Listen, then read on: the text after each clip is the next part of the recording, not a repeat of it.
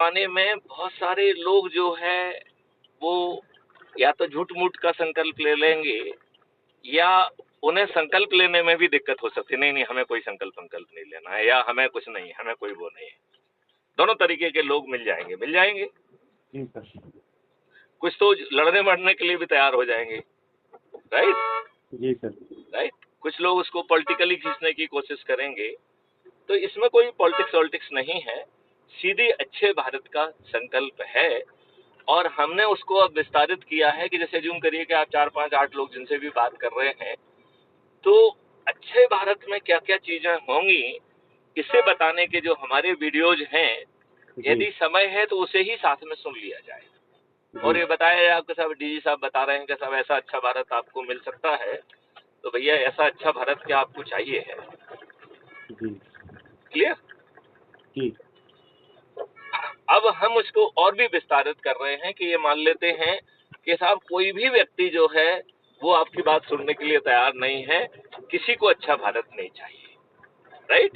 जी तो इस जगह पे हम ये चाहते हैं कि आप कहें कि भाई इतने सारे लोगों को हमने अच्छे भारत के ये कंटूर हैं ये बताया है, और दुख की बात है कि किसी को भी अच्छा भारत नहीं चाहिए। लेकिन मैं इन सब लोगों के सामने दोहराता हूं कि मैं विवेक राय, मुझे तो अच्छा भारत चाहिए।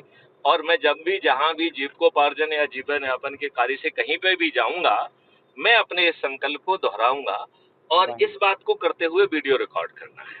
जी इसमें कोई दिक्कत है क्या? नहीं सर।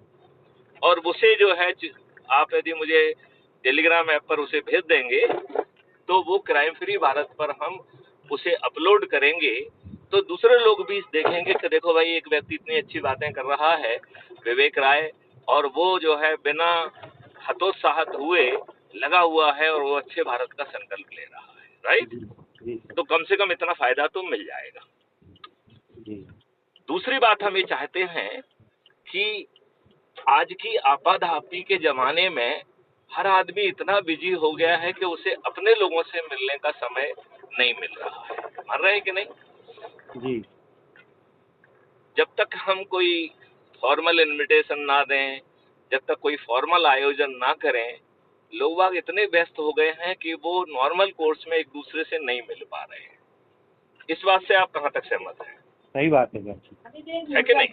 जी तो हम ये कह रहे हैं कि आप अपने परिवार के सदस्यों, रिश्तेदार, मित्रों, पड़ोसियों जिनसे आपका दिल मिला है उनकी एक सूची बनाइए, जी राइट। अपने लोगों की सूची, और उस सूची में उनसे कहिए कि भैया